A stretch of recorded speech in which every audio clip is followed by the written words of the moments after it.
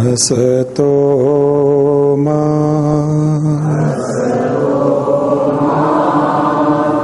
सद्गमय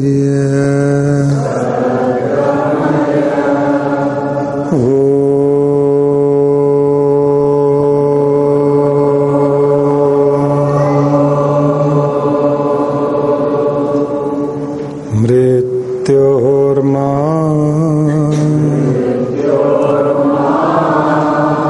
अमृतंगमय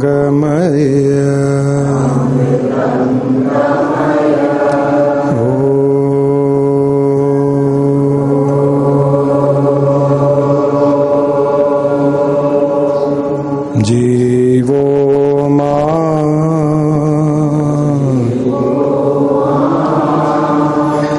आत्ममय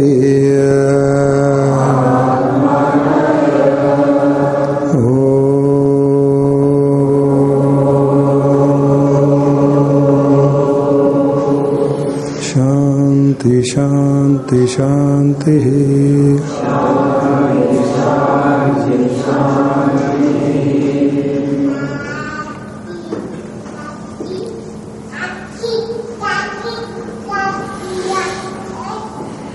आशा है आप सब की नवरात्रि, दशहरा, विजयदशमी बहुत अच्छी तरह से मनाई गई होगी।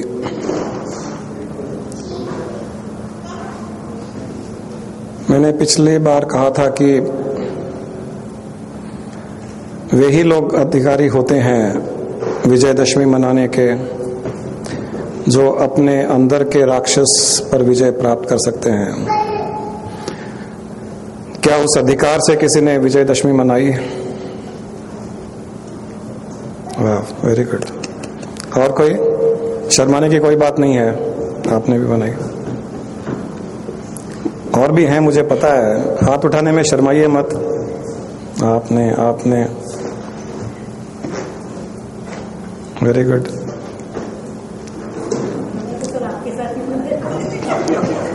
बहुत अच्छी बनाया। हाँ, हमारी तो बहुत अच्छी बनी है।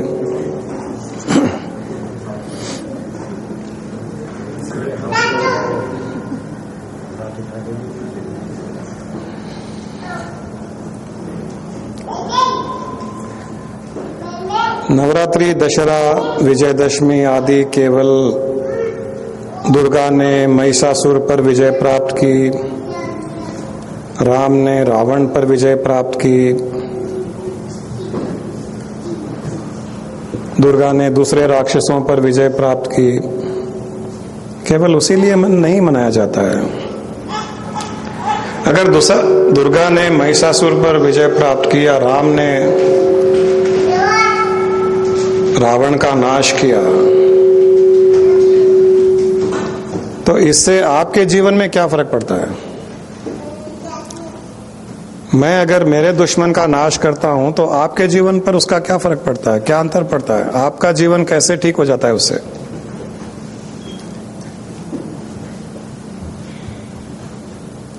और मैंने मेरे दुश्मन का नाश किया, उसकी सेलिब्रेशन केवल सेलिब्रेशन रूप से आप करोगे तो उससे आपका क्या, आपके जीवन में क्या अंतर पड़ेगा? कुछ भी नहीं पड़ेगा। मैंने नाश किया मेरे दुश्मन का, सेलिब्रेशन करने का अधिकारी मैं हूं और कोई नहीं है। राम ने रावण पर विजय प्राप्त की होगी, दुर्गा ने महिषासुर पर प्राप्त की होगी विजय। जब तक आप अपने अंदर के महिषासुर को, रावण पर विजय प्राप्त नहीं करोगे, तब तक सेलिब्रेट करने का हक भी आपको नहीं है। नवरात्रि, विजयदशमी आदि को सेलिब्रेट करने का हक आपको नहीं है। शास्त्रों में ये सब प्रसंग बार बार किसी न किसी रूप से इसीलिए आते हैं कि आपको याद दिलाया जाए कि वो सब असुर राक्षस अंदर बैठे हुए हैं, उनका नाश करो।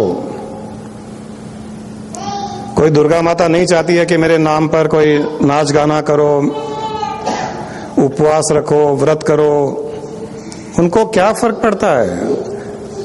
उन देवी देवताओं को, दिव्य आत्माओं को, परमात्माओं को आपके व्रत रखने नहीं रखने से, आपके डांडिया खेलने से, नाच गाना करने से, उनका भजन गाने से कुछ फर्क नहीं पड़ता है। फर्क तब पड़ेगा जब आप अपने अंदर के महिषासुर प्राप्त करोगे, तब हमारे लिए वो डांडिया खेलेगी, वो दुर्गा माता, वो राम, वो कृष्ण हमारे लिए वहां डांडिया खेलेंगे जहां पर भी वो है।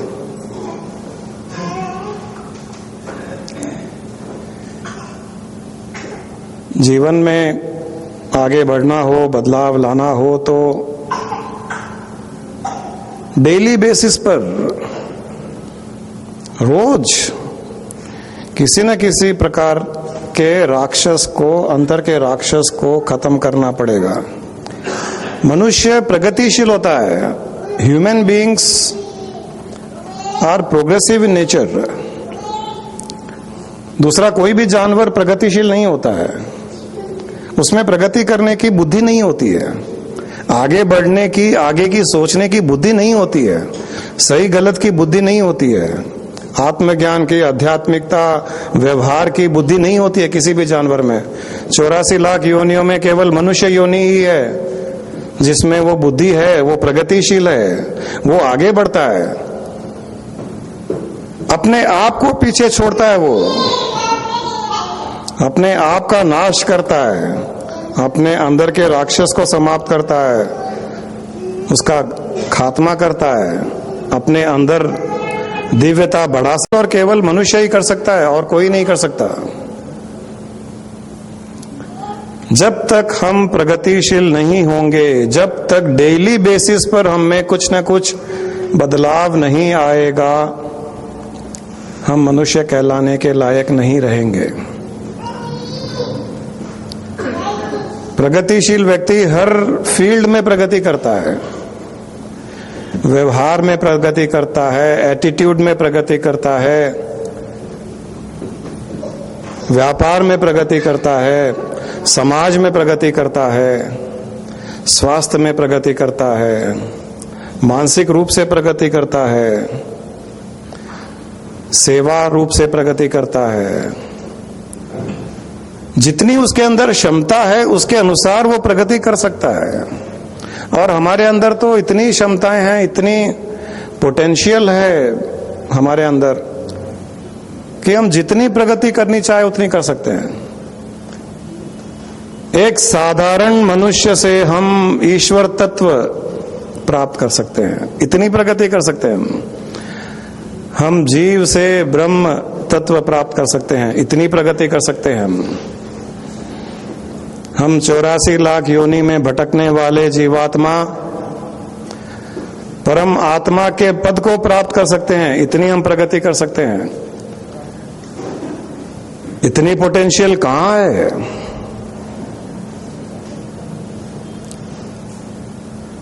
इस छोटे से तुच्छ शरीर को छोड़कर, इस पिंड को छोड़कर ब्रह्मांड को अपना सकते हैं। इतनी प्रगतिशीलता किसमें है? किसी में नहीं।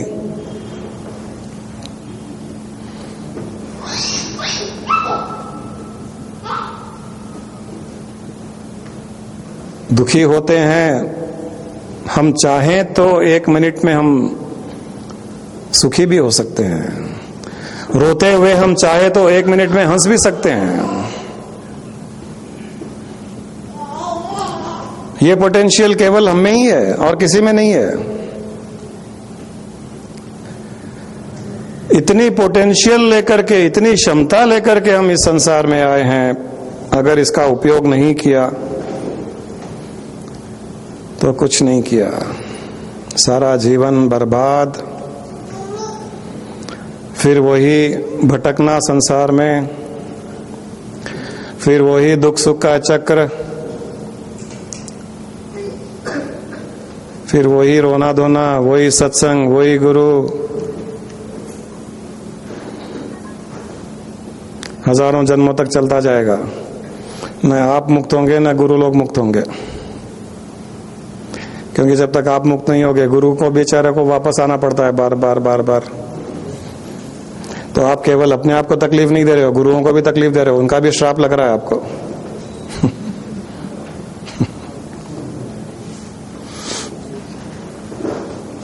एक नया दृष्टिकोण मिल गया। कि आप अपने आप को मुक्त नहीं करते हो तो गुरुओं को भी मुक्त नहीं करते हो, गुरुओं को मुक्त नहीं करते हो उनको संसार में आना पड़ता है, उसके लिए उनका श्राप आपको मिलता है। उनके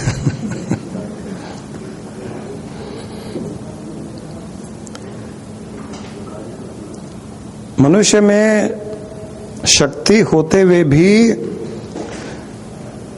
अक्सर देखा गया है कि वो कमजोर बना हुआ रहता है।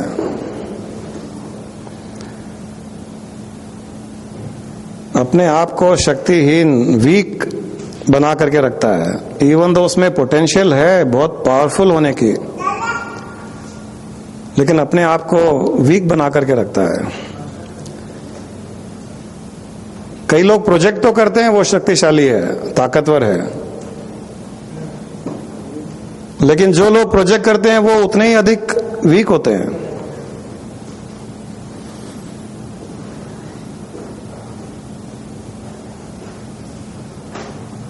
आदमी अपनी शक्ति को प्रोजेक्ट करने के लिए बहुत गुस्सा करता है, ईगो शो करता है। जो जितना गुस्सा करता है, जो जितना ईगो शो करता है, जो जितना अहंकार प्रोजेक्ट करता है, वो उतना ही वीक माना जाता है, उतना ही कमजोर माना जाता है। जो जितना चिल्ला के बोलता है उतना ज्यादा वो कमजोर माना जाता है, क्योंकि अपनी कमजोरी को छुपाने के लिए चिल्लाता है वो, और कोई कारण नहीं है गुस्सा करने का, चिल्लाने का, और कोई कारण नहीं है। केवल यही है कि वो अपनी कमजोरियों को छुपा रहा है, अपना अहंकार शो कर रहा है।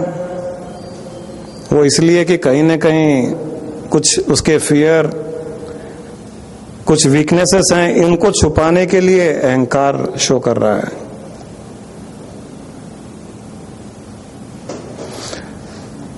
जो मनुष्य कमजोर नहीं होता वो कभी गुस्सा नहीं करता। जिस मनुष्य में कोई कमियां नहीं होती वो कभी भी चिल्लाकर नहीं बात करेगा। ये नियम है।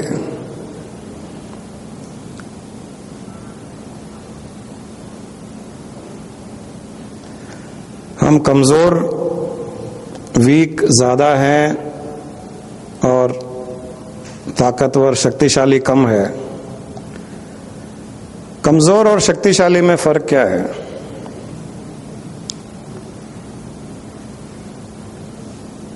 गुस्सा करना कमजोरी है, गुस्से को रोकना शक्ति है।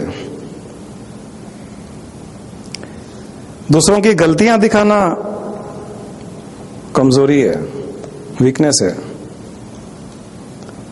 अपनी गलती को दिखाना, प्रोजेक्ट करना शक्ति है, ताकत है।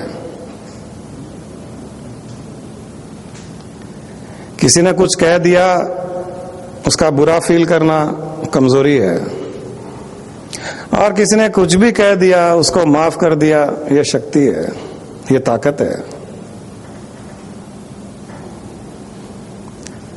अनफेवरेबल सिचुएशन में भी हंसते रहना शक्ति है। डिसअपॉइंट होना, डिप्रेस होना वीकनेस है। किसी को गिराना शक्ति नहीं मानी जाती है, किसी को गिराना कमजोरी है, किसी को नीचा दिखाना कमजोरी है, किसी गिरते हुए को उठाना शक्ति है। दूसरे को नीचा नहीं दिखा करके खुद को नीचा दिखाना दूसरों के सामने शक्ति है। क्षमा करना, क्षमा मांगना, गलती न होते हुए भी झुक जाना, ये शक्ति है। अपनी बात को प्रूव करना, मैं सही हूं, आर्ग्यूमेंट करना, और तब तक आर्ग्यूमेंट करना जब तक सामने वाला या तो आपके आर्ग्यूमेंट से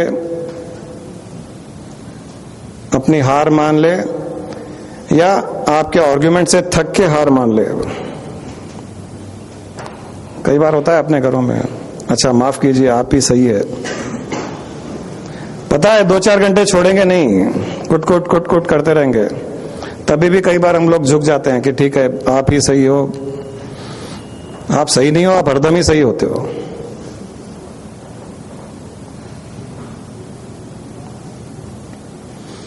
वो बोलने वाला भी शक्तिशाली है और अपने आप को सही प्रूव कराने वाला कमजोर है।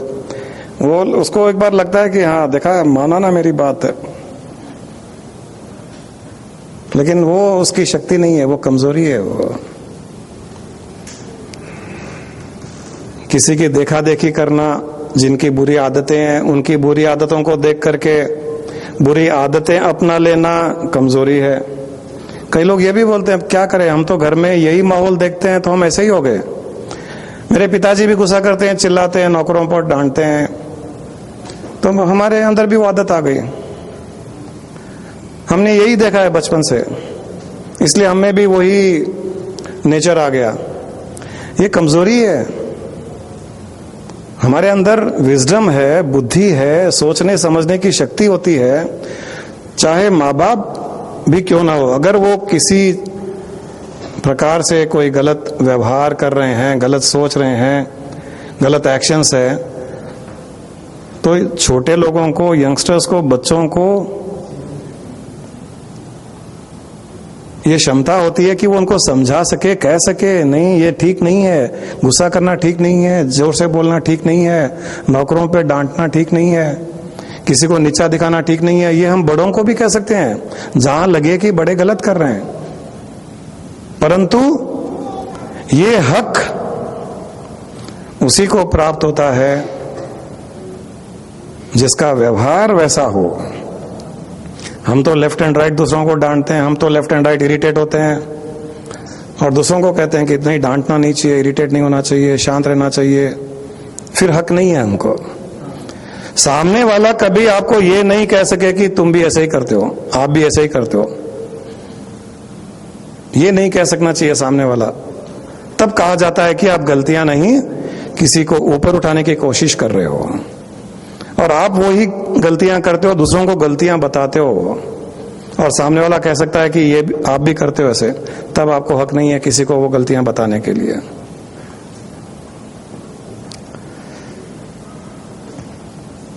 एक आदमी था, उसके 2 बेटे थे,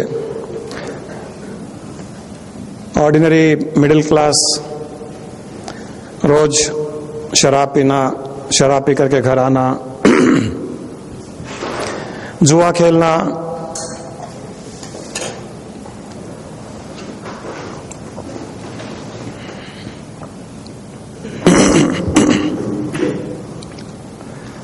ये सब आदतें थी उसकी। उसके 2 बेटे थे।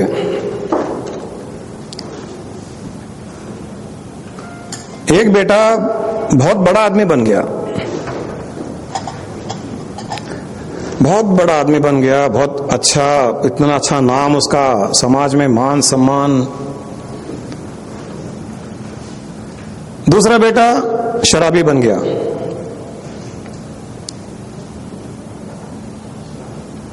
बाप के जैसे ही, जुआ खेलना, शराब पीना। एक बार दोनों से पूछा गया कि आप जो भी हो उसके पीछे कारण कौन है। दोनों ने एक ही बात कही, सरप्राइजिंगली। दोनों ने कहा कि हम जो भी हमारे पिता, उसके पीछे कारण है। ऐसे कैसे हो सकता है? सक्सेसफुल बेटे के पीछे भी वो कह रहा है कि पिता कारण है, और जो शराब पी रहा है उसने भी यही कहा कि पिता कारण है।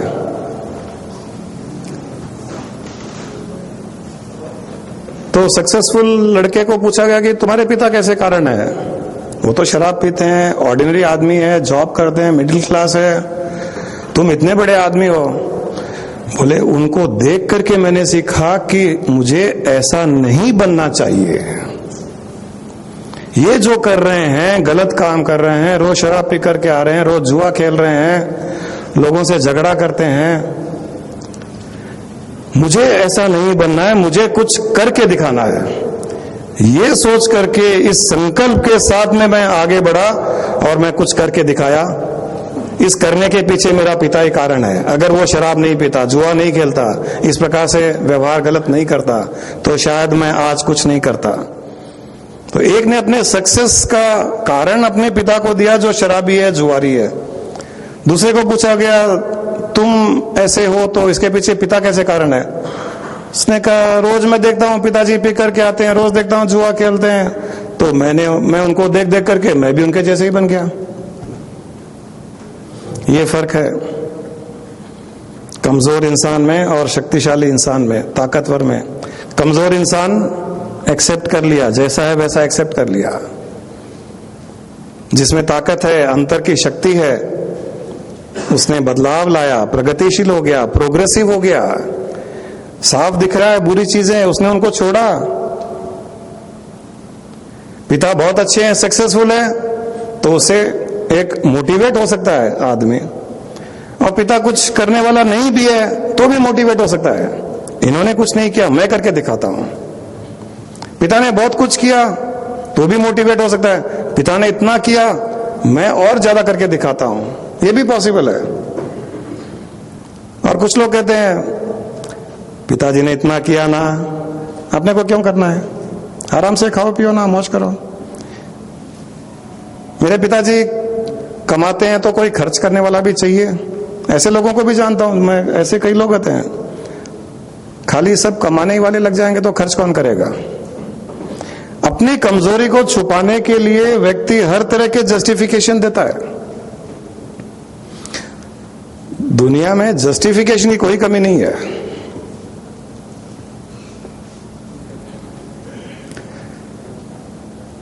अपनी कमजोरी छोड़ करके अंतर की ताकत को बढ़ाना चाहिए।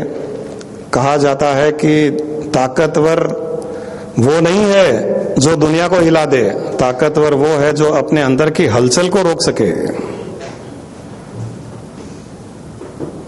अपने अंदर की नेगेटिविटी को रोक सके, अंदर की कमियों को रोक सके, उनसे बाहर निकल सके, वो ताकतवर है।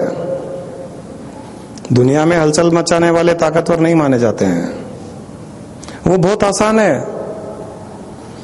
थोड़े पैसा खर्चा कीजिए, थोड़े लोगों को जमा कीजिए, हलचल मचा दीजिए, बहुत आसान है। माइंड अशांत है, एकदम एजिटेटेड है, इरिटेटेड है, उसको शांत करके दिखाइए।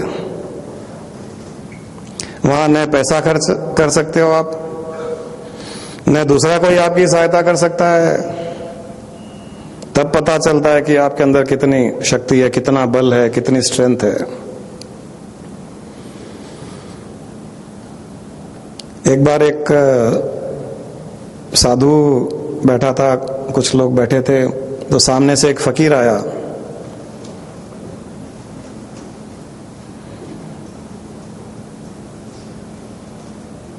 फकीर को देख करके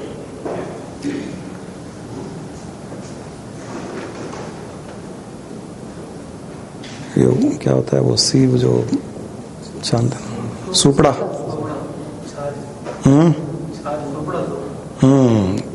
का ये सूप है, हिंदी में सूप भी कहते हैं, सूप, सीव, इसको इंग्लिश वर्ड इज सूप कहते हैं। तो फकीर को देख करके कहा कि देखो सूप आ गया। कुछ देर के बाद में एक बहुत पैसे वाला आदमी आया, अपना ईगो शो करते हुए। तो साधु ने कहा कि ये चलनी आ गया। तो किसी के समझ में नहीं आया कि ये एक को तो सूप कह रहे हैं, को छलनी कह रहे हैं। तो छलनी में छेद होते हैं ना, छानते हैं। तो किसी ने पूछा कि ये फर्क क्या है? तो उसने कहा कि सूप में जो चीज नहीं चाहिए वो बाहर गिरा दी जाती है। जब आप गेहूं चावल को करते हैं ना, शायद सुपड़ा में, तो जो नहीं चाहिए वो बाहर गिरा देते हैं, जो चाहिए वो रख लेते हैं। और चलनी में जो चाहिए वो गिरा देते हैं, जो नहीं चाहिए वो रह जाता है हमारे पास। हम जब चालनी में ये लोग चावल और कोई भी चीजें छानते हैं तो वो चावल नीचे गिर जाते हैं, कंकर आदि सब ऊपर रह जाते हैं। तो कहते हैं मनुष्य भी ऐसे ही होता है, दो प्रकार का, एक सूप होता है, एक छलनी होता है। सूप वो होता है जो उसे नहीं चाहिए वो उड़ा करके बाहर फेंक देता है, जो चाहिए वो रख लेता है। दूसरा छलनी के जैसे होता है, जो चाहिए वो तो रखता नहीं है, जो नहीं चाहिए कूड़ा कंकर कचरा सब रखता है अपने अंदर। तो आप डिसाइड कीजिए आज के बाद में आपको सूप बनना है या छलनी बनना है। सूप बनिए, कचरा रहेगा, सब जगह रहेगा। सूपड़ा आपके पास अच्छा होगा तो रोज कचरे को बाहर निकालते जाएं, फेंकते जाइए, लाइफ मस्त हो जाएगी। घर में जैसे रोज डस्टिंग झाड़ू पोंछा करते हैं वैसे ही डेली बेसिस पे माइंड में झाड़ू पोंछा डस्टिंग होनी चाहिए। कबीरदास जी ने इसी बात को इस तरह से कहा है, कबीरदास जी ने, साधु ऐसा चाहिए जैसा सूप सुभाए, साल साल को गई रहे धोखा दे उड़ाए।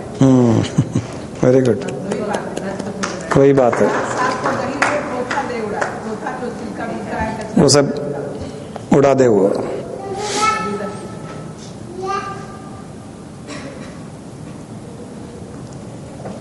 मनुष्य होने का दायित्व, रेस्पॉन्सिबिलिटी पूरी कीजिए, प्रोग्रेसिव हो जाइए, डेली बेसिस पर इंप्रूवमेंट लाइए अपने अंदर, सुख शांति को अपनाइए, अपने अंदर के राक्षस रावण को मार गिराइए, राम बन जाइए, दुर्गा माँ बन जाइए।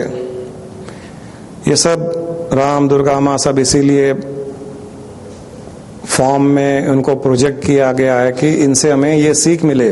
केवल हाँ उन्होंने ऐसा किया, इन्होंने ऐसा किया, इसलिए हमको भजन आरती व्रत करना चाहिए, प्रसाद बांटना चाहिए, इसीलिए नहीं है। उनसे इंस्पायर हो करके हम भी जीवन में उसी प्रकार से अपने अंतर के राक्षसों को मारें और जीवन को अच्छा बनाएं। ये सब शास्त्रों के प्रसंग इसीलिए होते हैं। तो इन प्रसंगों को उनके मूल तत्व से जानकर जीवन में आगे बढ़ने का प्रयास कीजिए और आगे से सूप बनिए, चलनी नहीं।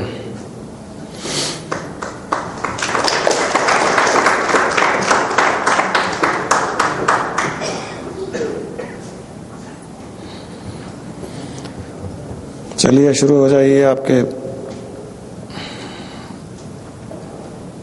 AK-47 बुलेट्स की लड़ी, तीर को कमान पर चढ़ाइए। अगली बार से मैं चाहता हूं कि आप सब लोग एक एक क्वेश्चन, कम से कम एक एक प्रश्न लिख करके लाइए। क्यों, मैं जानता हूं 80% लोग यहाँ आने से पहले उनके माइंड में कोई ना कोई है प्रश्न कि हमको ये पूछना है, ये पूछना है, ये जानना है। यहाँ आते ही माइंड लॉक हो जाता है। लॉक नहीं होता गुरुजी, जो प्रॉब्लम थी वो हमको आंसर अभी जो चला है उसमें मिल गए हैं। हाँ, वो भी होता है। आपको मिल जाता है, कई लोगों को लॉक हो जाता है, वो नीचे उतरते ही वो झड़ियां शुरू कर देते हैं मेरे प्रश्नों की। अरे ऊपर क्यों नहीं पूछा आपने? गुरुजी ऊपर तो याद ही नहीं आया। वो क्या है, जब वहां नीचे खाली खड़े नहीं होते, वहां हस्बैंड के साथ होते हैं, तो वो राक्षस साथ में होता है तो राक्षस ज्यादा पूछते हैं गुरुजी, और राक्षस जी हमसे ज्यादा पूछते हैं। इस बात का प्रश्न आज इसका नहीं हुआ, अरे पूछना था ना, वो हमसे क्यों पूछ रहे हैं? इसीलिए राक्षस कह रहा हूं मैं।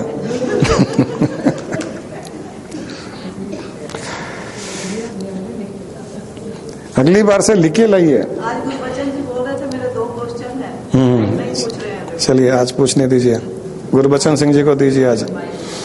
अगली बार से लिख के लाइए।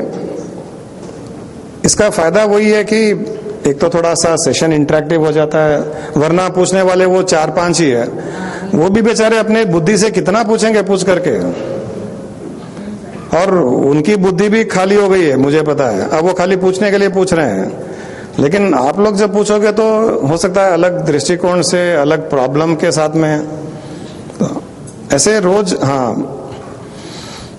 हरे कृष्ण जी ने लिख के लाया आज, बहुत अच्छा किया आपने। दिखाइए। हाँ, वो डब्बे में मत डालिएगा, पूछिए।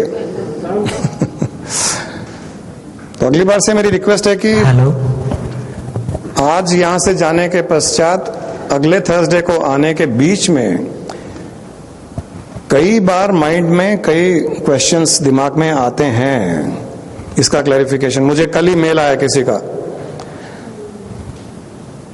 कहां से आया पता नहीं है, उन्होंने लिखा है कि आपने एक बार किसी थर्सडे को कहा था कि मंत्रों का कोई इफेक्ट नहीं होता है।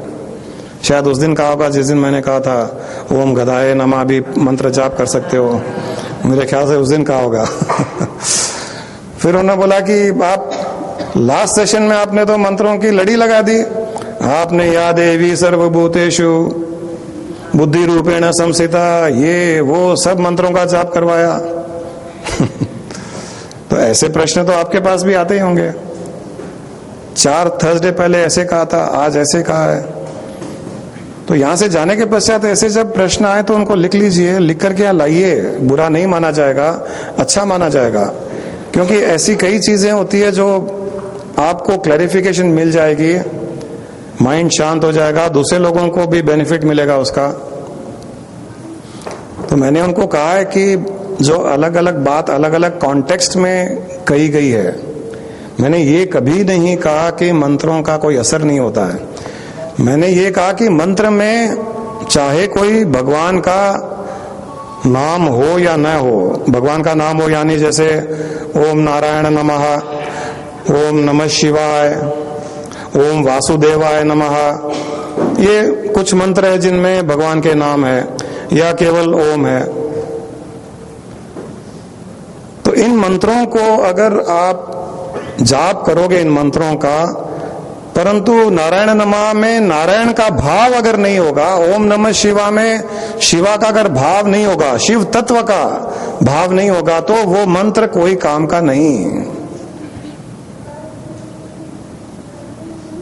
और वही आप और किसी नाम के मंत्र को ले लीजिए जिसमें भगवान का नाम ही नहीं है, परंतु उसमें पूर्ण भगवान का भाव है, या बिना मंत्र के भी आप भाव उत्पन्न कर लीजिए, वो काम करेगा। और भगवान के नाम का मंत्र का जाप कीजिए, उसमें भाव नहीं है तो कोई काम का नहीं है।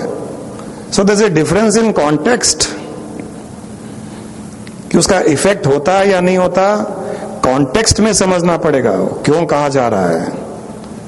मंत्र का बेसिकली एक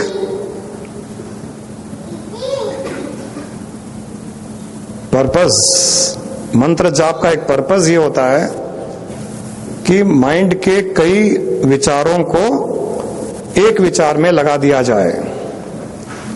to bring mind from many thoughts to one thought is one of the purpose of mantra. और दूसरा पर्पस है मंत्र जाप का भावना उत्पन्न करने का। ओम नमः शिवा का जाप किया तो शिव को याद किया, शिव का ध्यान किया, उस शून्य का ध्यान किया, ब्रह्मांड में शिव तत्व पर ध्यान किया। ओम नमः शिवा का अर्थ वो है कि वो भाव उत्पन्न हो। और आप ओम नमः शिवा, ओम नमः शिवा, ओम नारायण नमः, ओम नारायण नमः, ओम वासुदेव नमः, ओम वासुदेव नमः चैंट करते जा रहे हो, न तो माइंड एक विचार पर रुका, न भाव उत्पन्न हुआ।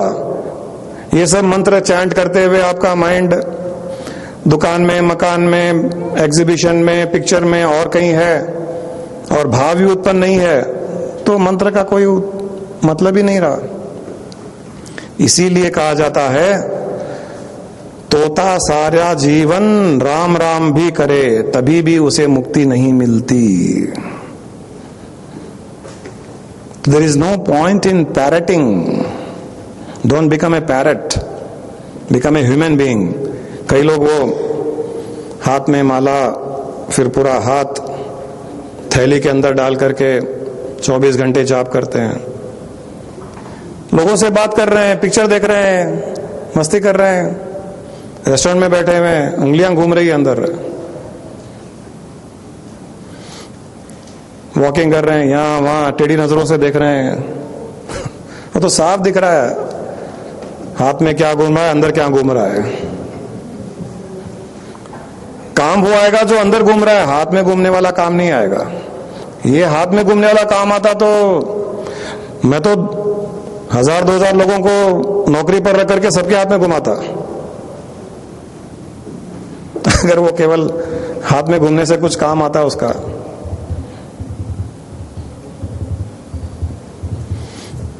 इस प्रकार से इसके तत्व को समझना चाहिए हमको। कोई भी काम करें उसके डेप्थ तक जाइए, ये किस लिए किया जाता है।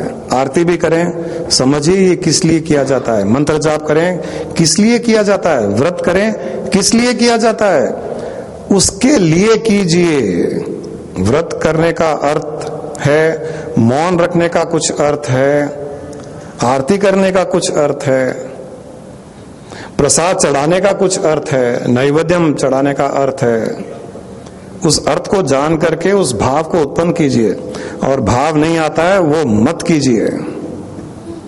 कोई भगवान नाराज नहीं होगा आपसे, बहुत खुश होगा कि ये जेन्युइन है। जब भाव उत्पन्न होता है ये आरती करता है, जब भाव उत्पन्न नहीं होता है ये आरती भी नहीं करता है।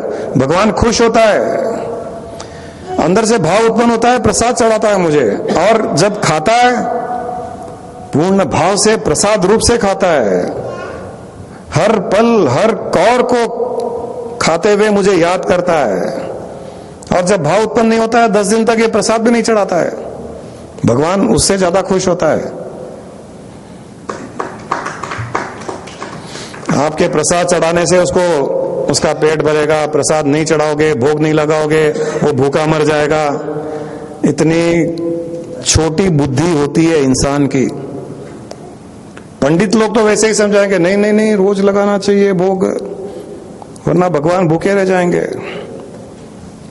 वो तो बात ऐसी हो गई कि आप गाड़ी में कहीं जा रहे हो, पंजागुटा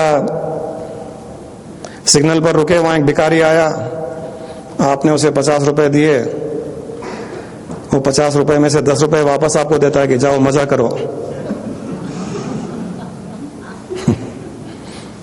तब आपको कैसे लगेगा? आपने 50 रुपए भीख में दी और वो 50 में से 10 वापस देता है आपको कि जाओ आप भी लाइफ एंजॉय करो। आपको कैसा लगेगा? वैसा ही भगवान को लगता है।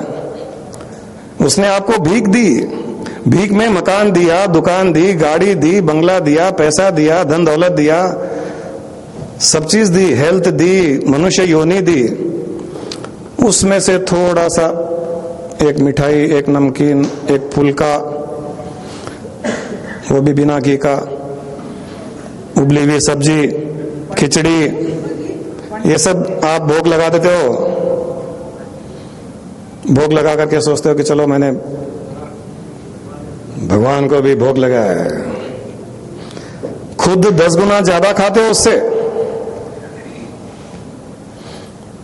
और ईगो ये रहता कि मैं तो रोज सुबह भोग लगा के खाना खाता हूं।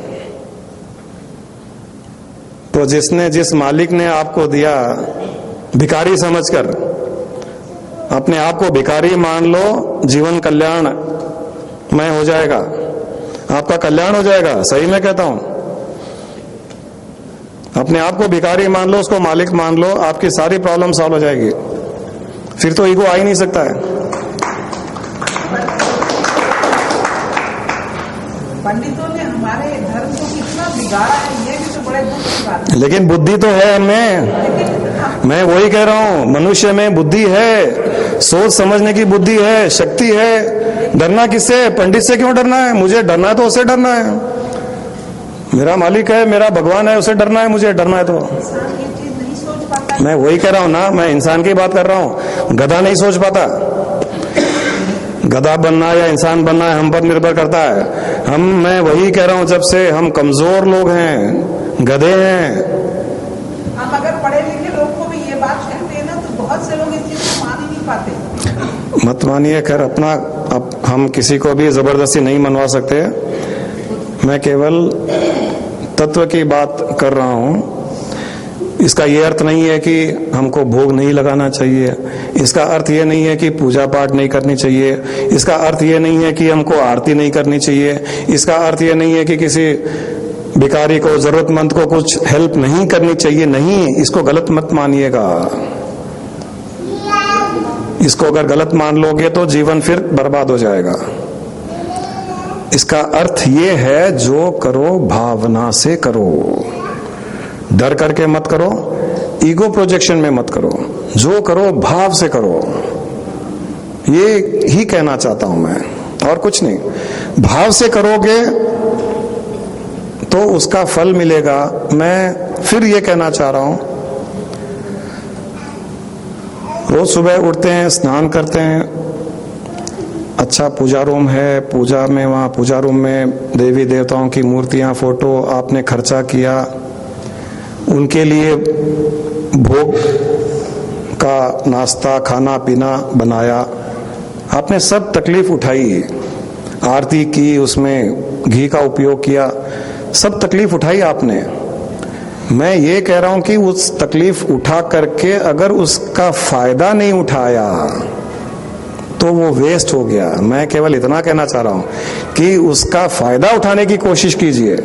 जब इतनी तकलीफ उठा ली, भोग लगा लिया, उनके लिए खाना बनाया, आरती भी की, तो उसमें थोड़ा सा भाव जोड़ दीजिए, उसमें थोड़ी सी भावना ऐड कर दीजिए, करने का पर्पस फुलफिल हो जाएगा। मेरा कहने का मतलब यही था। कोई इसको गलत नहीं ले ले कि मैं इन चीजों के अगेंस्ट हूं। मैं इन चीजों के अगेंस्ट नहीं हूं। हम भी करते हैं यहाँ आरती, लेकिन जो करते हैं पूर्ण भाव से करते हैं। जो कुछ करते हैं भाव से करते हैं। इनका पर्पस यही है, भावना को इन्वोक करना। तो उस पर्पस की फुलफिलमेंट कीजिए। खाली मंदिर चले गए, मस्जिद चले गए, गुरुद्वारा चले गए और माइंड और कहीं है, लोगों को दिखाने के लिए तो आप वहां थे, लेकिन आप वहां नहीं थे। मंदिर में बैठे हो, भजन गा रहे हो, आरती कर रहे हो, और मन किचन में है, गेस्ट आने वाले हैं उनमें है, तो मतलब ही नहीं है। वो कहना चाह रहा हूं।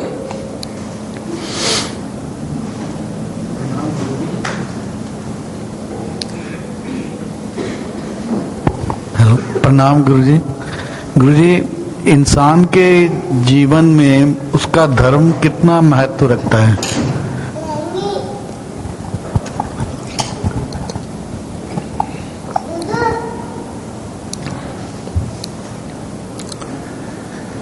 जितना महत्व एक बच्चे के लिए एक स्कूल रखता है, जितना महत्व एक सदस्य के लिए परिवार रखता है, उससे बढ़कर नहीं। एक लाइफ में ऑर्डर है, लाइफ में कुछ यम नियम आदि बनाने के लिए धर्म का महत्व है। धर्म की अपनी एक सीमा भी है।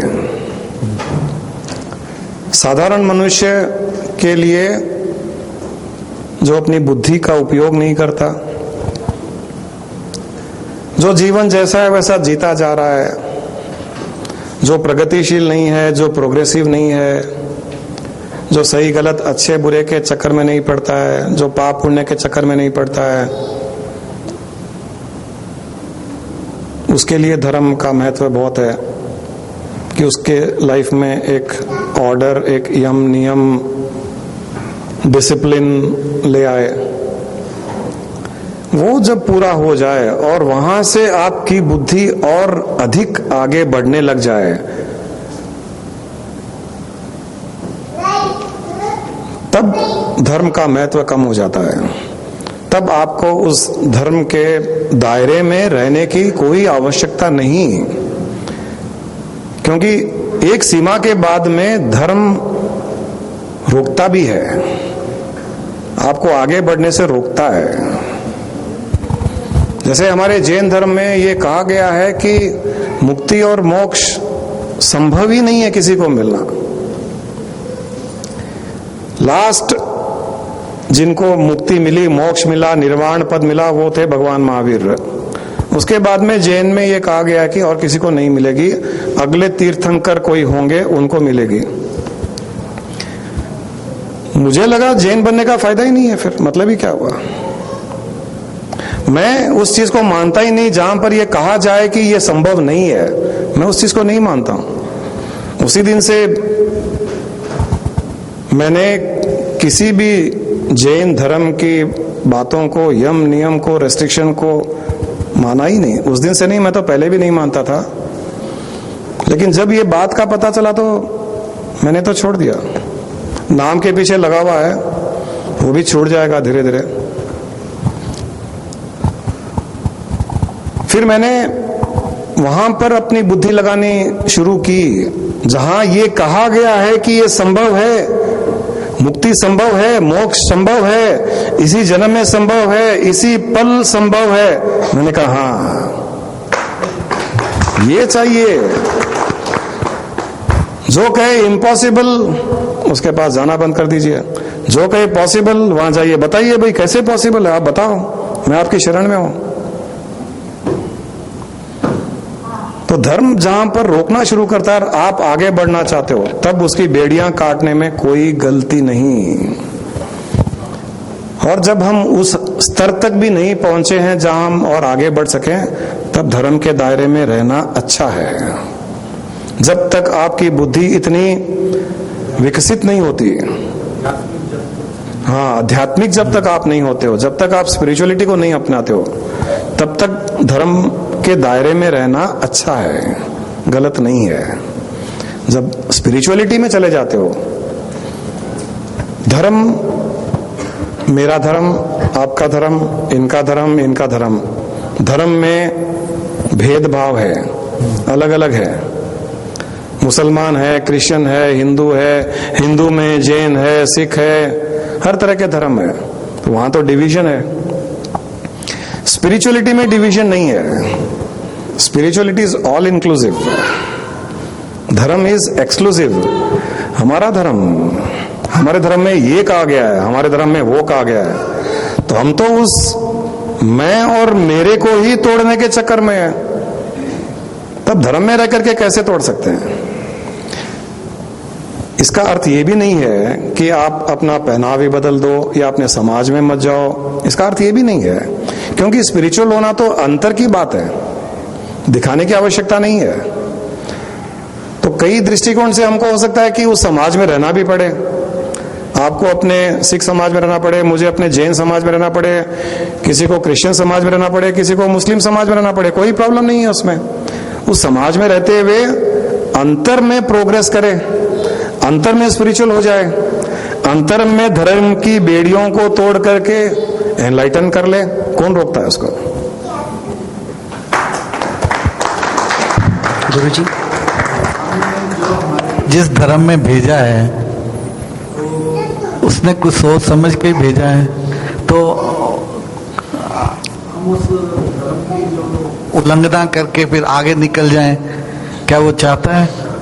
नहीं, उसने कोई सोच समझ के ये सब प्लान नहीं किया है कि आपको इस धर्म में भेजा जाए, मुझे जैन में भेजा जाए, किसी को क्रिश्चियन धर्म में भेजा जाए। उसका वो काम नहीं है।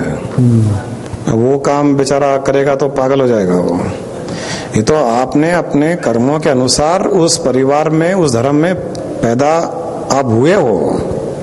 समझ लीजिए मैं आप में मोह रखता हूं या आपसे दुश्मनी करता हूं, या मैं किसी मुस्लिम के किसी लड़के या लड़की से बहुत प्रेम करता हूं, या किसी क्रिश्चियन से बहुत दुश्मनी करता हूं मैं, और 24 घंटे उसी के बारे में सोचता रहता हूं। अगले जन्म में मैं उस मुस्लिम के घर पैदा हो जाऊंगा, अगले जन्म में मैं क्रिश्चियन के घर पैदा हो जाऊंगा। क्यों? मेरी भावना मुझे वहां ले जा रही है। वो ऊपर बैठा वाला ये थोड़ी कर रहा है। पहली बात तो उसने धर्म बनाया ही नहीं। जब क्रिएशन स्टार्ट हुआ, कहां धर्म था? कहीं धर्म नहीं था। लोगों ने बनाया अपने अपनी सोच, कन्वीनियंस किसी के कुछ रिविलेशंस, किसी न किसी प्रकार से किसी न किसी को कुछ चीज लगी तो उन्होंने अपना एक धर्म बना लिया। आज जैसे ब्रह्म कुमारीज हैं, बहुत से लाखों फॉलोअर्स हैं, हो सकता है आज से 1000 साल के बाद में ब्रह्म कुमारी एक धर्म बन जाएगा। सनातन धर्म, जैन धर्म, ब्रह्म कुमारी धर्म बन जाएगा। 5000 साल के बाद में पता ही नहीं चलेगा किसने स्टार्ट किया, कैसे स्टार्ट हुआ, कैसे धर्म बन गया। किसी ने एक ऑर्डर ऑफ लाइफ शुरू किया है और वो अच्छे पर्पस से किया है। ब्रह्म कुमारी बहुत अच्छा काम कर रहे हैं, रविशंकर जी आर्ट ऑफ लिविंग में बहुत अच्छा काम कर रहे हैं, लाखों फॉलोअर्स बन गए उनके। उन्होंने एक ऑर्डर ऑफ लाइफ दिया, एक साधना दी, सुबह से लेकर रात में आपको कैसे रहना है, कैसे व्यवहार रखना है, क्या साधना करनी है, खाना पीना सब बताया।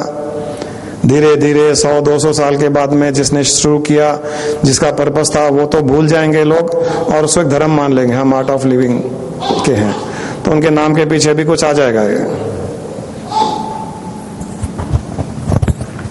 Gurbachan Singh ji art of living, Ramesh Brahma Kumari, कोई भी, कहने का अर्थ ये है कि वो एक धर्म बन जाएगा। ऑर्डर ऑफ लिविंग शुरू हुआ है, वो धर्म बन जाएगा।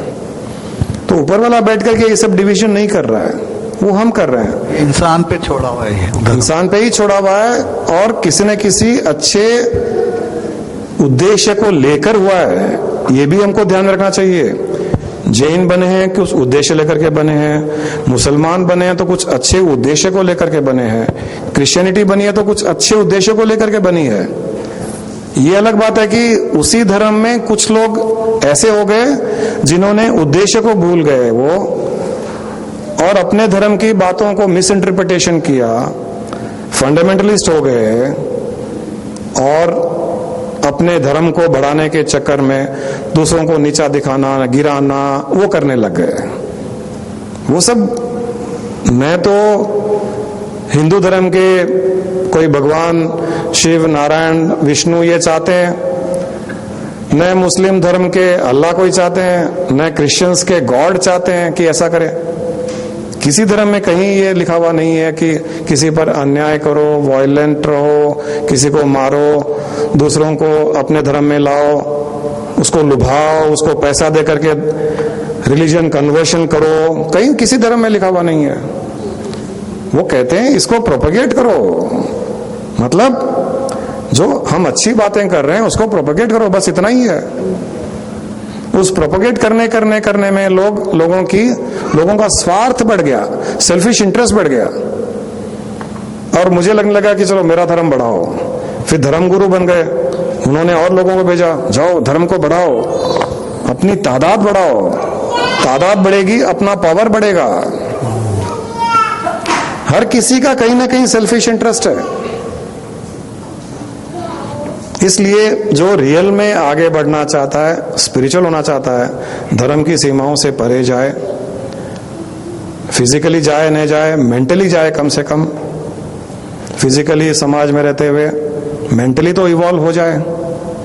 आज यहाँ पर भी हम लोगों को इतनी अच्छा लगता है, यहाँ पर जोसेफ जैसे हैं, बशीर हैं, हमारा रफीक आता है यहाँ पर, इतनी बातें जो सुनते हैं, इतनी ध्यान से सुनते हैं और अपने जीवन में उतार रहे हैं।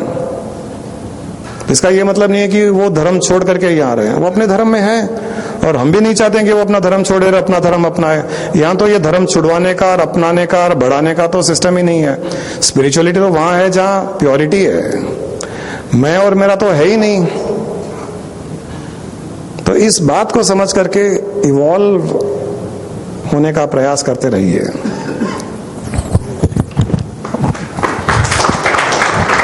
आपके 2 प्रश्न थे, दोनों हो गए क्या?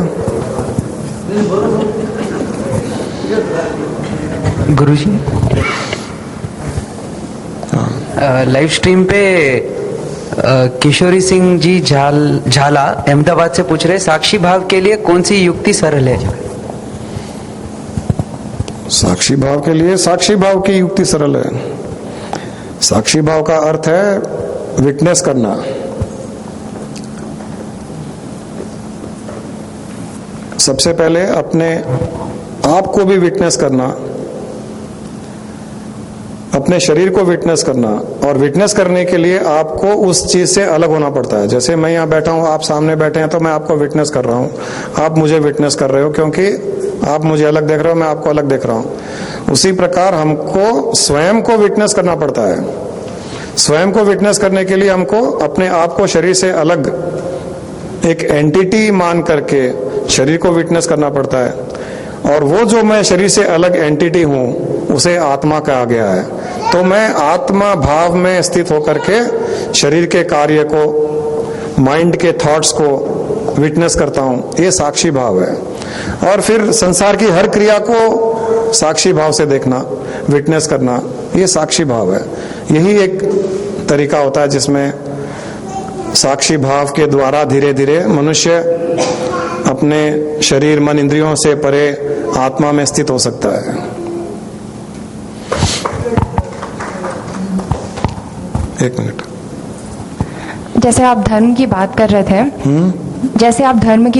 थे, as I am getting deeper knowledge of spirituality, I feel that I have stopped believing in many things. जैसे बोलते हैं कि तुम्हारी तबीयत खराब हो गई है, शायद किसी की नज़र लगी होगी, नज़र उतारेंगे and all those things.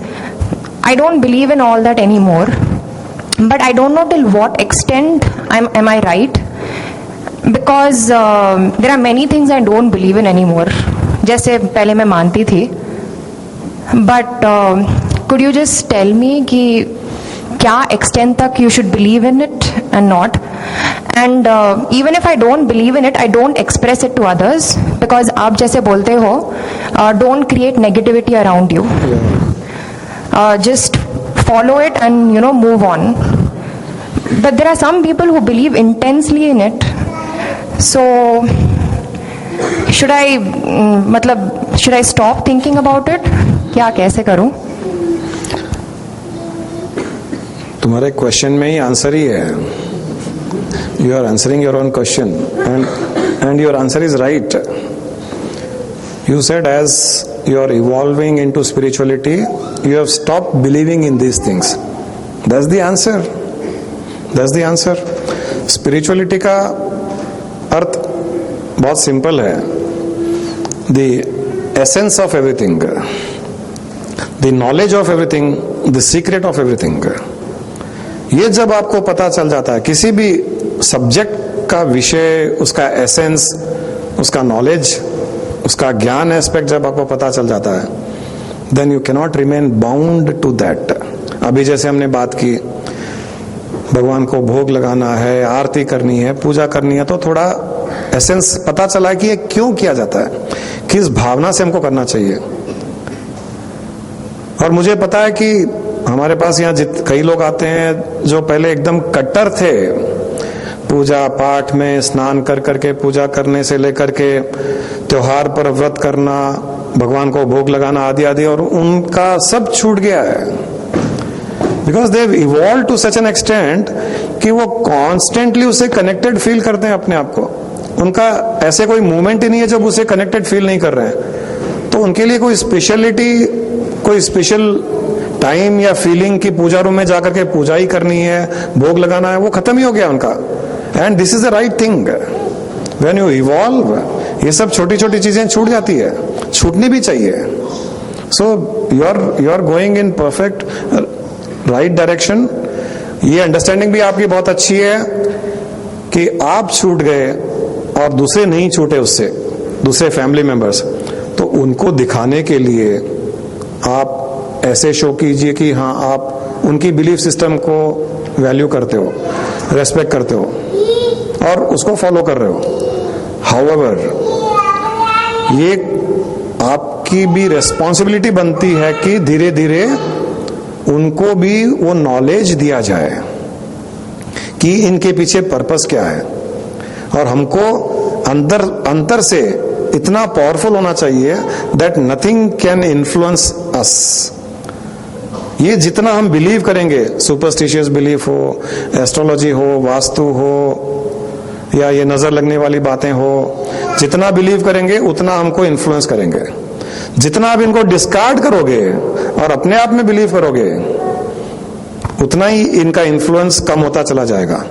The day you believe in your own self, self means आत्मा, जिस दिन आप अपने आत्मा में बिलीव करोगे, अपने ब्रह्म स्वरूप में बिलीव करोगे, उस दिन से आपको सृष्टि की कोई भी चीज इन्फ्लुएंस नहीं कर सकती। ये रूल है। दोनों चीजों को साथ में जाने दीजिए। आप बिलीव मत कीजिए, अपने आप में बिलीव कीजिए। जब तक आपके आसपास के लोग बिलीव करते हैं तब तक उनके जैसे, वो जैसा चाहे वैसा करते जाइए, सो दैट उनकी नेगेटिविटी नहीं आती है। But from within be what you want to be. एक मैं सबको कहता हूं, externally try to be what others want you to be, externally. Internally be what you want to be. Note कर लेना ये। अंदर से मैं अलग हूँ, बाहर से मतलब कहती है उसको नजर लगी इधर तो मैं कर, उसको तुझे जो पढ़ के सुना दे, वो करके दे, ये करके इसको तू पढ़ में जो तुम मगर इसमें कुछ भी नहीं है तो क्यों बेफजूल कर रहे हो? कोई नहीं सुनता तो मैं कर दूँ। वही बता रहा था। तो ये एक्सटर्नली हम जो लोग चाहते हैं उनको कर सकते हैं। जब तक ज्ञान दे सकते हैं ज्ञान भी दे सकते हैं। जब ज्ञान लेने वाले नहीं लेते हैं तब जैसा वो चाहते हैं वो सब रिचुअल्स सिस्टम फॉलो कर सकते हैं। इंटरनली हमको कोई नहीं रोक सकता। इंटरनली आप सब बाउंड्रीज, सब शैकल्स को ब्रेक करके अपने आप को एक्सपेंड रख सकते हो। So externally be what others want you to be, internally be what you want you to be. That's all. That's the most best revelation and the secret of evolving while not attracting others' negativity also. गुरुजी प्रणाम। गुरुजी अशोक जी बहुत दिन के बाद में आए, क्या बात है?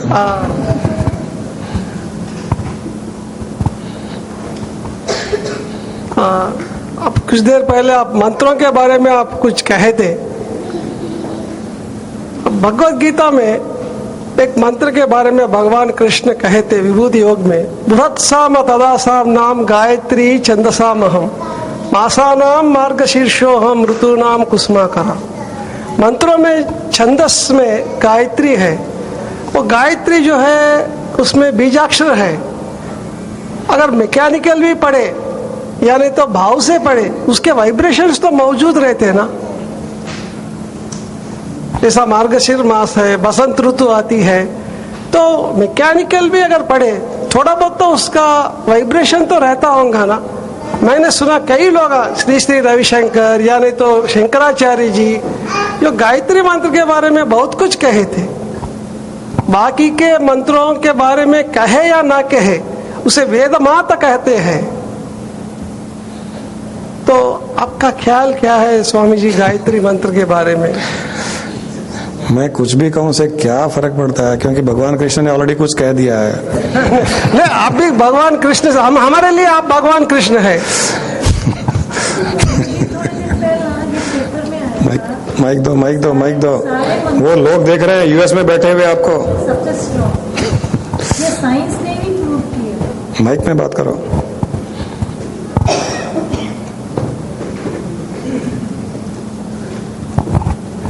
क्या बोल रहे हैं? थोड़े दिन पहला पेपर में आया था कि उन्होंने अलग अलग मंत्र का जाप करवा के उसकी वाइब्रेशन को नापा था और सबसे ज्यादा स्ट्रॉन्ग गायत्री मंत्र का निकला था कि ये इसका जाप जो इसका जो उच्चारण होता है सबसे ज्यादा वाइब्रेशन इसमें होती है। आप उससे मिले? उसने बताया कि मैंने कभी तो किसी का जाप नहीं। ईमेल में पढ़ा। मैं भी बनाता हूँ ईमेल, कुछ भी लिख देता हूँ। आजकल बहुत आसान हो गया। किसी को कुछ भी उल्टा सीधा समझाना हो, ईमेल पे एक अच्छा से बना करके फोटोज बना करके उसका, मेरे लड़के के इंस्टीट्यूट में वो विजुअल इफेक्ट्स बनाते हैं, वो सब अच्छा से इफेक्ट करके बना के दे दो,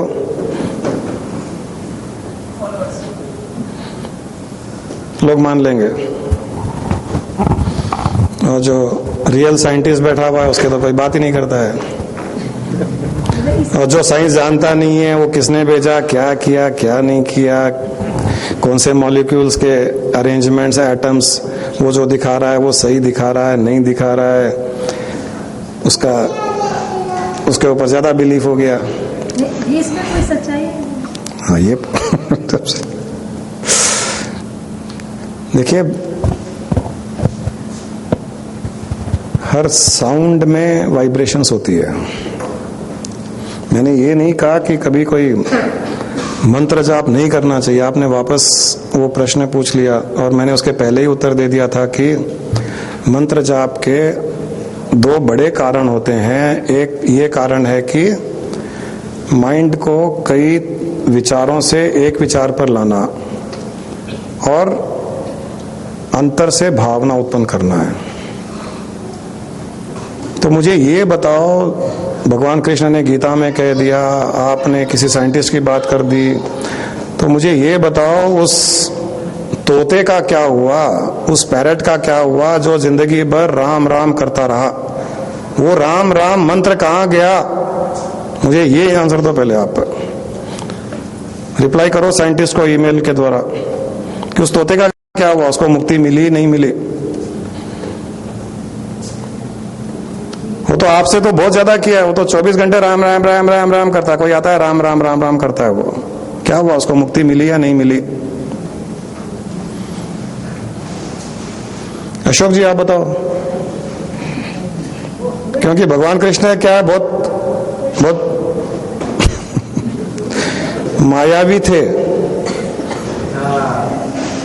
वो एक श्लोक में कुछ लिख देते हैं, वो 15 श्लोक के बाद में और कुछ लिख देते थे। वो आप पूरी गीता पढ़ लो, आपको मुक्ति नहीं मिलेगी। और बुद्धि लगाते रहो तो उलझते रहोगे। वहां तो वहां बात की, यहाँ पर ये बात कर रहे हैं, फिर आगे चल करके बोलते हैं कि ये सब कुछ है ही नहीं, तुम केवल मेरी ओर देखो, तुमको मुक्ति हो जाएगी, मुझे समर्पित करो, मुक्ति हो जाएगी। आखिरी में कहते हैं उससे भी कुछ नहीं होगा, मैं और मेरा छोड़ दो, मुक्त हो जाओगे। वो बोलते हैं कोई मंत्र की जरूरत ही नहीं है।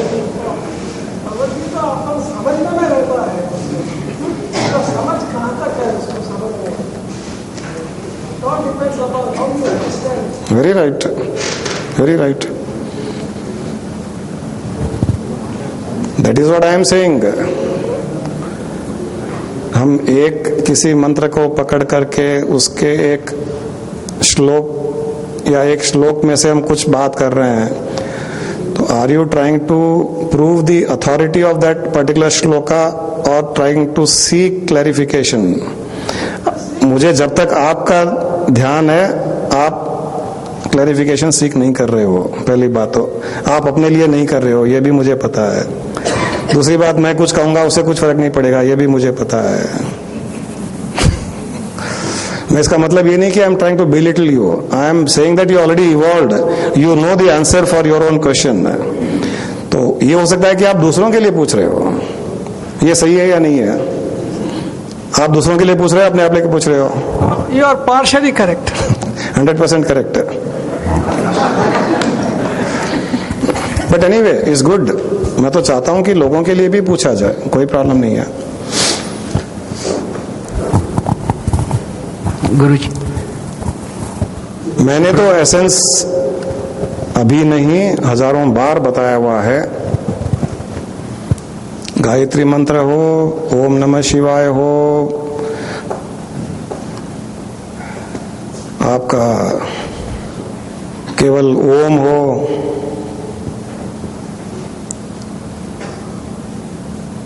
या और कोई मंत्र हो, जो जिस धर्म को मानता है, जो जिस शास्त्र को मान लेता है, जिसके जिस भगवान में श्रद्धा बन जाती है, वो यही कहेगा सबसे पावरफुल मंत्र यही है। आप शिव पुराण पढ़ के आइए, चलिए कल शिव पुराण पढ़ के आइए, वो भगवान कृष्ण के श्लोक से ऑपोजिट बात करेगा। और आप में से कोई कल दुर्गा सप्तशती पढ़ के आइए। वो एक बाबा जी भी आते हैं, वो शिवानंद जी महाराज टीवी पर आते हैं, दुर्गा सप्तशती के एक्सपर्ट हैं। वो कई बीज मंत्र बताते हैं, उनको जाके पूछिए। फिर देखते हैं कौन कहता है कि कौन सा मंत्र पावरफुल है। फिर कुछ पंडितों को बिठा करके शास्त्रार्थ कराते हैं।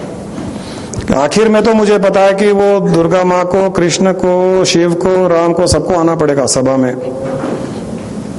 अपने अपने पॉइंट प्रूव करने के लिए, क्योंकि कहीं पर एक समाधान आपको नहीं मिलेगा,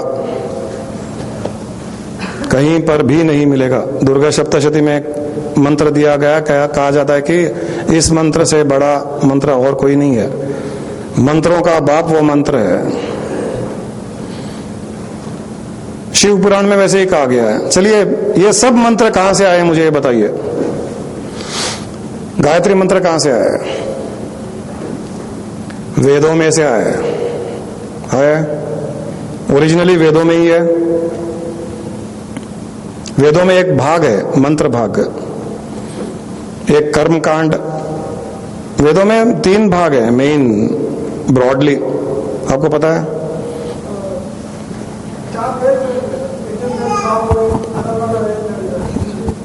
चारों वेद में 1 लाख श्रुतियां होती है। 1 लाख श्रुतियों को 3 भाग में डिवाइड किया जा सकता है। एक कर्म कांड, दूसरा उपासना कांड, तीसरा ज्ञान कांड। कर्म कांड में सब पूजा पाठ, यज्ञ, होम आदि हर चीज बताई गई है उसमें, कैसे करना, क्या करना, उसकी विधि विधान सब कुछ। उपासना कांड में मंत्र आदि बताए गए हैं कि किस यज्ञ में किस पर्पस के लिए कौन सा मंत्र का उपयोग करना चाहिए, उसकी उपासना कैसे करनी चाहिए, उसका अर्थ, उसका भावार्थ, हर कुछ बताया गया है। आखिर में ज्ञान कांड, ज्ञान कांड में सबको हटा दिया गया, बोले सब बेकार है, कुछ भी नहीं है, सब मतलब नहीं है, ये सब वेस्ट है। वेस्ट है का अर्थ, ज्ञान कांड तक आने के लिए इन चीजों का सहारा लिया जा सकता है। ये सीढ़ियां है, नीचे से आपको छत पे जाना है, आपने सीढ़ी लगा ली, सीढ़ियां चढ़ रहे हैं, छत पर पहुंच गए। अब छत पर भी क्या सीढ़ी लगा करके और कहीं जाने की कोशिश करोगे क्या? वो तो फिर नीचे ही गिरेंगे। ये छत ज्ञान कांड है। ज्ञान तक पहुंचने के लिए इनका सहारा लिया जा सकता है। ज्ञान कांड में उन्होंने क्या किया है? अहम ब्रह्मास्मि, एक वेद का निचोड़, 25,000 श्रुतियों का निचोड़ अहम ब्रह्मास्मि, मैं ब्रह्म हूं।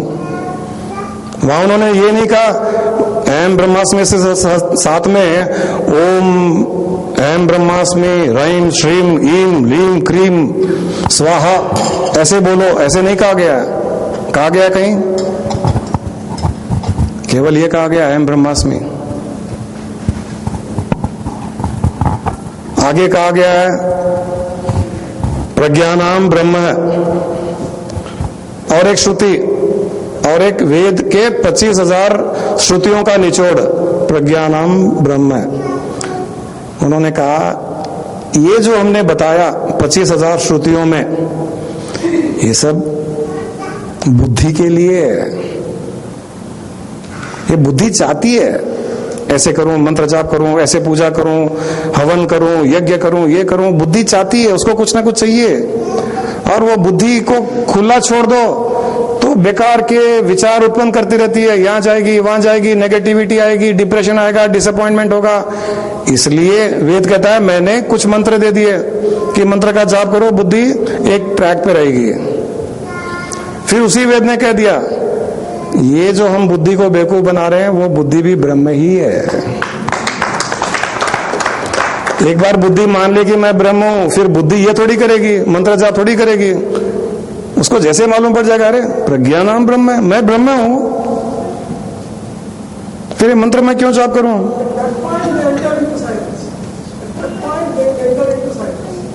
Science is given in the Veda only, no silence. मैं वही कह रहा हूं ना, that is what I am saying कि इन सब का लिमिटेड पर्पस विद भावना, वो करने से आप उस स्टेज पे पहुंचे होगे वहां पहुंचने पर इनका कोई अर्थ नहीं है। अब इस स्थिति में अहम ब्रह्मास्मि, प्रज्ञानाम ब्रह्म, तत्वमसि,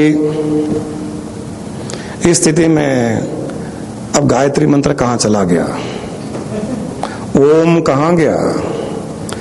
जो गायत्री मंत्र मुझी से उत्पन्न हुआ है, जो ओम मुझसे उत्पन्न हुआ है, वो जब मैं बन गया तो मेरा उसके लिए क्या इंपॉर्टेंस रहा?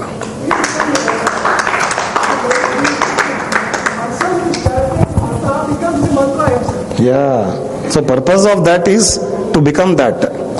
तब जब वो है तब उसमें सुप्रीमेसी की बात कहां आई? मैं वो कहना चाह रहा हूं। You were talking of saying that it is said that this is the most powerful मंत्र। आई एम सेइंग एवरी मंत्र इज पावरफुल।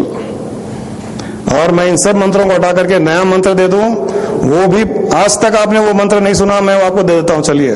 वो इन सब का बाप हो जाएगा, चैलेंज। और वो आपको एनलाइटनमेंट बहुत जल्दी दे देगा। ये मंत्र आपको 1000 साल 1000 जन्म तक नहीं दे सकते हैं। चलो ये भी चैलेंज करता हूं। I am going to the basics of that. मैं ये चाह रहा हूं कि आप सब उसको समझो। I am not talking for people who are not present in this hall. मैं भी बाहर जाऊंगा, 1000 2000 5000 10000 लोग होंगे, तो वहां पे यही बोला जाएगा।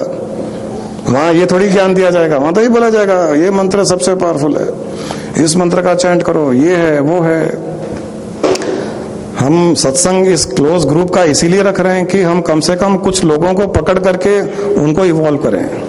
एक एक इंडिविजुअल को इतना इवॉल्व कर दें कि सारी की सारी रेस्ट्रिक्शंस खत्म हो जाए, उनके इग्नोरेंस खत्म हो जाए। और इसीलिए मैं रोज सत्संग में सबसे पहले उस प्रार्थना को करता हूं, असतोमा सद्गमय, हे मां मुझे असत से सत की ओर ले जा, मुझे सत्य दिखा। मुझे बाहर हर कोई कुछ ना कुछ अज्ञानता में फंसा रहा है, इग्नोरेंस में गिरा रहा है, मुझे उठा। मुझे the whole purpose of this satsang is that only, and I know you understand these things. और आपको ये पता है एसेंस का, and you asked your question for others, which is good.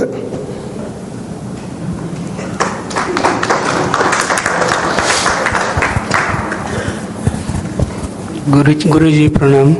सब भगवंतों को गुरु जी,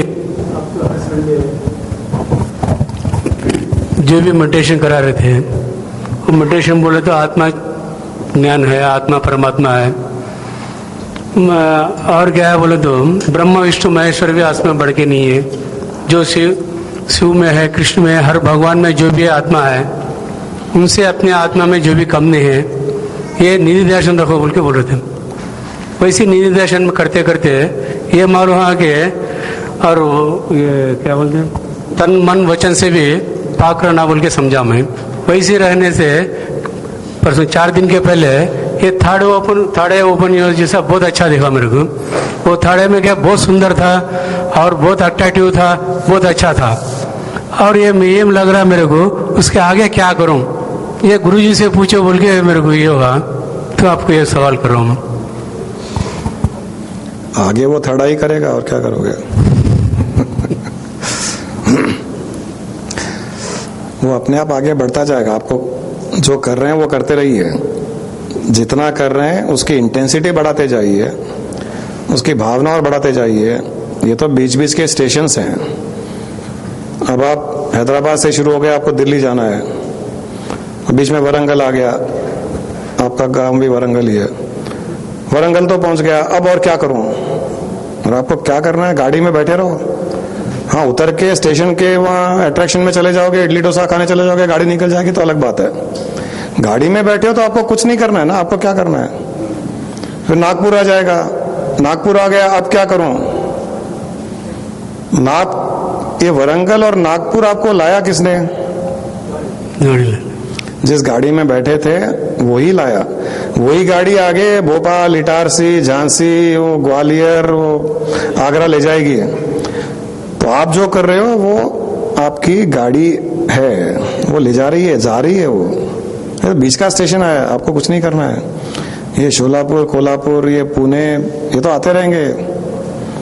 आप सफर करते रहो, आखिर में पहुंच जाओगे, दिल्ली पहुंच जाओगे, बॉम्बे पहुंच जाओगे, श्रीनगर पहुंच जाओगे। कुछ नहीं करना है और आपको। थैंक यू गुरु जी।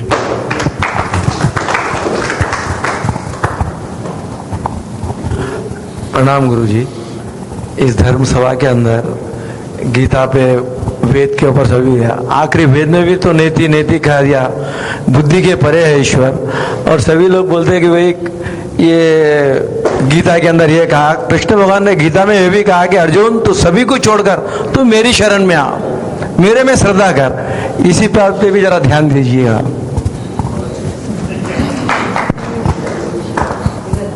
आप कुछ पूछ रहे हैं, दूसरों को ज्ञान दे रहे हैं, क्या कर रहे हैं?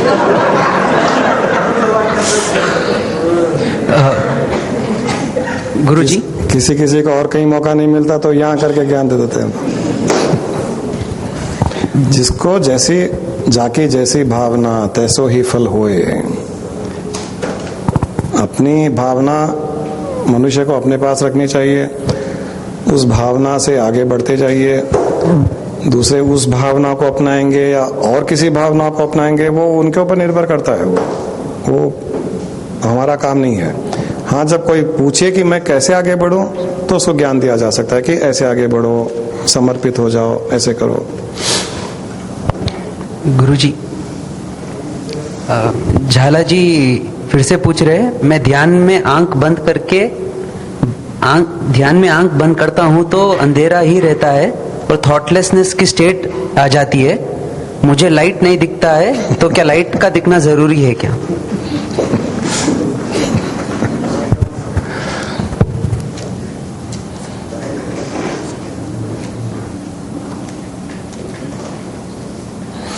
लाइट का दिखना कोई जरूरी नहीं है।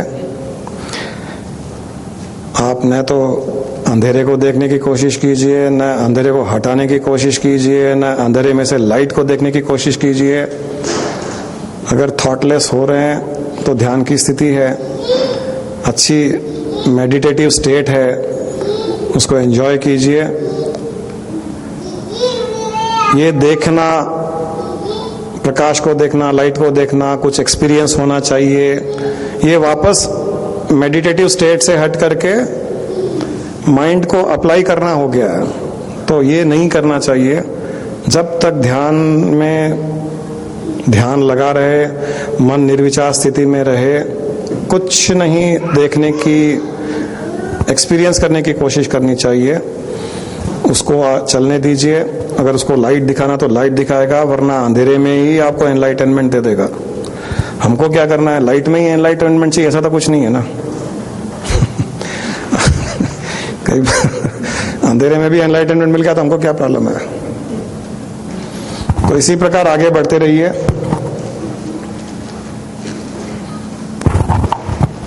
गुरुजी प्रणाम। ये धर्म सभा में आज भावना के बारे में काफी बताया, तो भावना क्या है, किसके बारे में?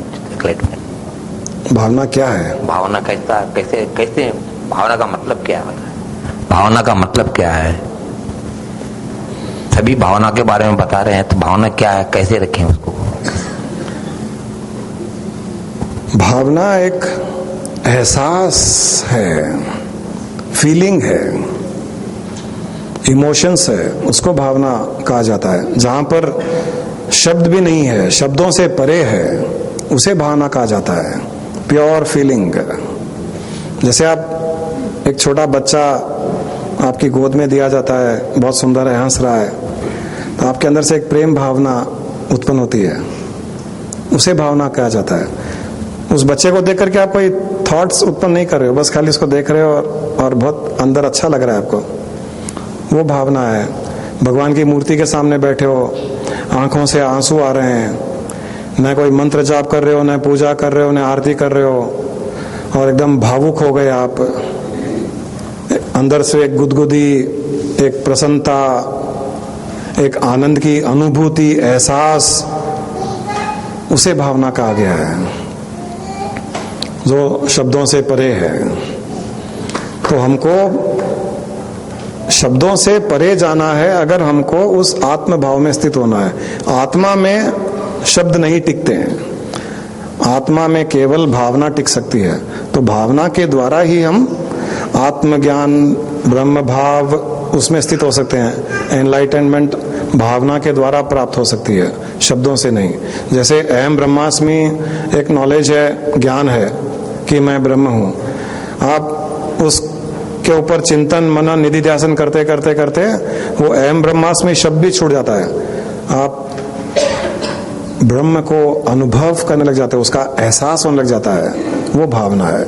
निधि ध्यासन मतलब क्या होता है? निधि ध्यासन मतलब, निधि ध्यासन मतलब बार बार उस भावना को जागृत करना। जिस भावना में आप स्थित होना चाहते हो परमानेंटली, उस भावना को बार बार बार बार जागृत करना, चेतन अवस्था में कॉन्शियसली उसको जागृत करना, वो निधि ध्यासन है। जैसे हमें ये ज्ञान हो गया कि हम ब्रह्म स्वरूप हैं, हम चेतन स्वरूप है, हम आत्म स्वरूप है, हम शुद्ध चेतना है, मुक्त हैं, और आत्म स्वरूप से हम कोई कर्म नहीं करते हैं। हम न पाप करते हैं, न पुण्य करते हैं, न पैदा होते हैं, न मरते हैं, कुछ नहीं करते हैं। तो उस आत्मा में स्थित होने के लिए आप प्रैक्टिस करते हो। मैं आत्म हूं, उसको फील करने की कोशिश करते हो, शरीर से अपने आप को अलग अनुभव करने की कोशिश करते हो, उसको निधि ध्यासन कहते हैं। जागृत अवस्था में बार बार, ध्यान की अवस्था में बार बार केवल उस लक्ष्य की ओर अपना आभास, अनुभव, फीलिंग जनरेट करना, उसको निधि ध्यासन कहा जाता है।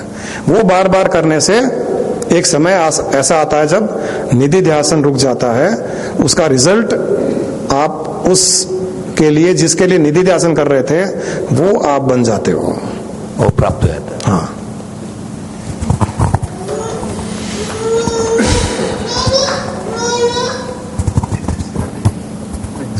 उसको Soni wanted to.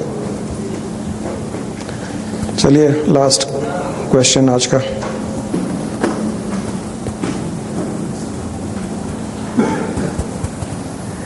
Guruji, after the last session, the practice started that I'm neither hunger, I'm neither this, I am Chidananda Rupa Shiva.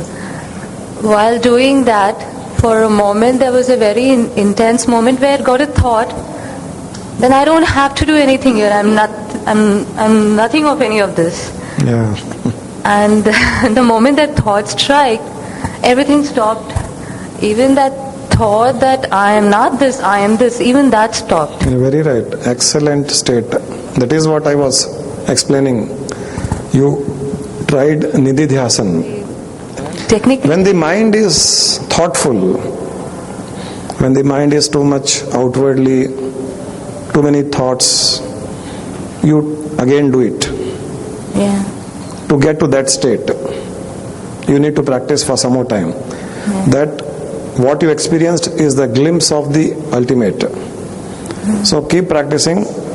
Once you get established in that state, stop it, enjoy that state, come out, be whatever naturally, normally you have to do, you do that. Again, when the mind is negative or thoughtful, again attempt that. So our objective is to keep getting into that state several times.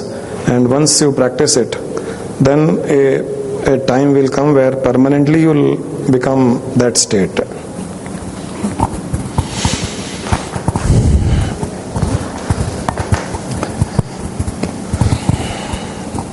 तो आज का session यहीं समाप्त करते हैं।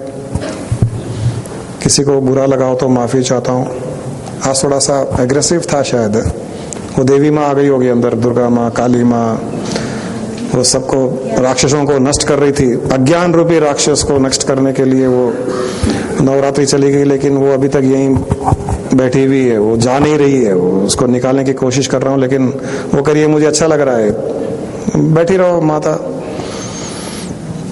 Whole idea is to get out of the ignorance.